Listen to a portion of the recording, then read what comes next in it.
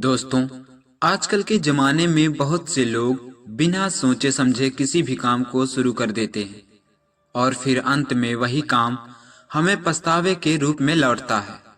लेकिन क्या आपने कभी सोचा है कि हमारी खोई हुई चीजें कभी भी खत्म नहीं होती? वे बस अपने भीतर छिपी हुई होती है और हम उन्हें फिर से ढूंढने की जरूरत होती है। आज मैं आपको एक ऐसी कहानी सुनाने जा रहा हूँ जो न केवल आपको प्रेरित करेगी, बल्कि यह आपको अपनी खोई हुई धुन को फिर से ढूंढने की प्रेरणा भी देगी। खोई हुई धुन का मतलब जो आपने अब तक समझा या खोजने में सफल नहीं हो रहे, वह कहानी के माध्यम से जानेंगे। इस कहानी का संदेश बहुत गहरा है। जब हमें लगता है कि हमने सब कुछ खो दिया है, तो वह खोई हुई चीज हमारे सामने ही होती है। बस हमें उसे पहचानने और अपनाने की आवश्यकता होती है। तो दोस्तों, अगर आप भी अब कभी ऐसा महसूस करते हैं कि आपकी जिंदगी में कुछ कमी है या आप खुद को खो चुके हैं, तो यह कहानी आपके लिए है।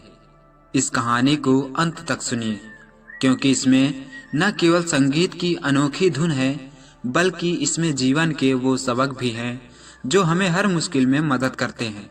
लेकिन दोस्तों, कहानी शुरू करने से पहले अगर आप अपने माँ को दिल से प्यार करते हो तो हमारे चैनल को सब्सक्राइब करें और साथ ही घंटी को जरूर दबाना, क्योंकि एक माँ ही ऐसी होती है जो हर मुश्किलों में हमेशा साथ रहती है।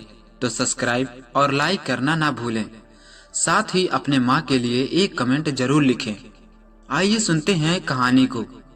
संगीतपुर एक छोटे से गांव में बसा, जहां हर घर में किसी न किसी प्रकार का संगीत गूंजता था। आर्यन एक युवा संगीतकार अपने दादाजी के साथ रहता था। उसका सपना था कि वह एक दिन अपनी पहचान बनाएगा, लेकिन उसे अपनी धुन खोजने में कठिनाई हो रही थी। दादाजी अक्सर पुरानी कहानियां सुनाते थे, लेकिन एक कहानी हमेशा आर्यन के मन में गूंजती रहती, एक अनोखी धुन जो उसके बचपन में कहीं खो गई थी। एक दिन आर्यन ने तय किया कि वह इस धुन की खोज में निकलेगा। एक दिन उसने दादाजी से पूछा, दादाजी, वह धुन क्या थी? क्या आप मुझे उसके बारे में बता सकते हैं? दादाजी ने गहरी सांस ली और कहा, वह धुन मेरे जीवन का सबसे खास हिस्सा था। उसे मैंने अपने दोस्तों के साथ गाया था, लेकिन समय के साथ वह धुन भुला दी गई। दादाजी की बातें सुनकर आर्यन का उत्साह और बढ़ गया। उसने सोचा कि अगर वह उस धुन को खोज ले तो शायद उसे अपनी पहचान भी मिल जाएगी। आर्यन ने गांव के कला प्रदर्शनी में जाने का फैसला किया। वहां उसकी मुलाकात एक नैना से हुई, जो एक उभरती हुई चित्रकार थी। उसकी कला में एक अलग ही जादू था। आर्यन उसकी पेंटिंग्स को देखता रहा और अचानक उसे एहसास हुआ कि संगीत और कला का एक गहरा संबंध होता है। नैना ने आर्यन से कहा, आपकी आंखों में एक अलग चमक है, क्या आप भी कलाकार हैं? आर्यन ने हंसते हुए कहा, मैं एक संगीतकार हूं, लेकिन मेरी धुन कहीं खो गई है। नैना ने कहा, कला कभी नहीं खोती, उसे बस खोजने की जरूरत होती है। इस तरह दोनों ने एक दूसरे की कला को समझने का फैसला किया। नैना आर्यन को अपने चित्रों में रंग भरने की सलाह देती, जबकि आर्यन उसे अपने संगीत के लिए प्रेरित करता। दादाजी की कहानियों के आधार पर आर्यन और नैना ने गांव के बुजुर्गों से उस धुन के बारे में पूछना शुरू किया। पहले बुजुर्ग ने कहा, वह धुन जंगल के उस पार बसी है, जहां प्राकृतिक की आवाज गूंजती है। दूसरे बुजुर्ग ने कहा, एक समय था जब संगीत और प्राकृतिक एक साथ गूंजते थे, शायद आपको वहां जाकर कुछ मिल जाए। आर्यन और नैना ने तय किया कि वे जंगल की ओर जाएंगे। दोनों ने अपनी अपनी कला के माध्यम से उस धुन को खोजने की ठानी। जंगल में यात्रा के दौरान दोनों ने कई सुनहरे पल बिताए, लेकिन जब नैना को एक कला प्रतियोगिता में हिस्सा लेने का मौका मिला तो उसे शहर जाना पड़ा। आर्यन को अकेला महसूस हुआ। वह समझ नहीं पा रहा था कि उसे आगे करना क्या है।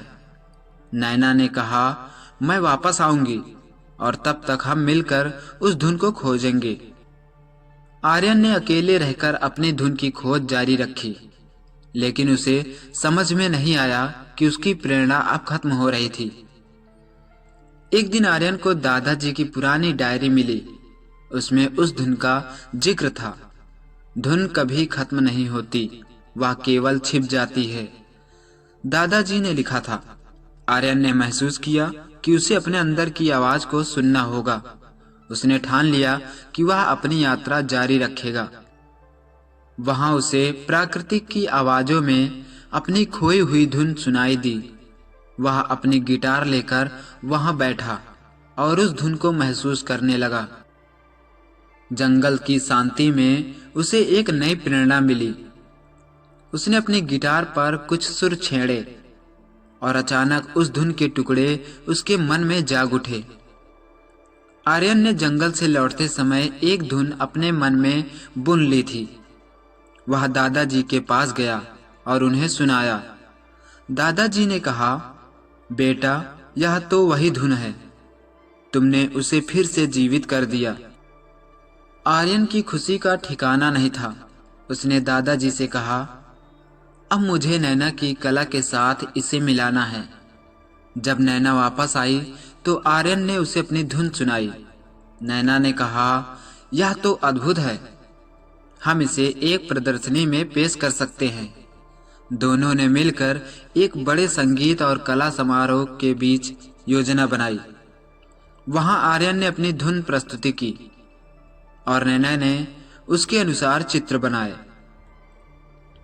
आखिरकार समारोह का दिन आ गया। गांव के सभी लोग वहां जुटे। आर्यन और नैना की कला ने सभी का दिल जीत लिया। जब आर्यन ने अपनी धुन के साथ नैना के चित्रों को प्रस्तुत किया तो पूरा हॉल तालियों से गूंज उठा।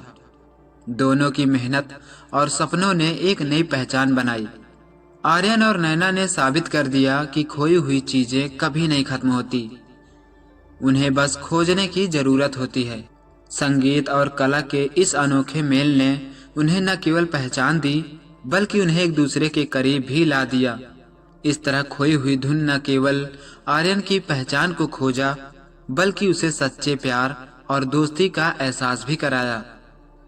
दोस्तों, हमारी यह कहानी आप लोगों को कैसी लगी कमेंट बॉक्स में जरूर बताएं। अगर आप हमारे चैनल पर नए हैं तो मेरे इस चैनल को सब्सक्राइब करें और साथ ही घंटी को जरूर दबाएं। मिलते हैं अगली वीडियो में एक नई दिलचस्प कहानी के साथ। तब तक इस कहानी का आनंद लेते रहें। वीडियो में अंत तक बने रहने के लिए धन्यवाद।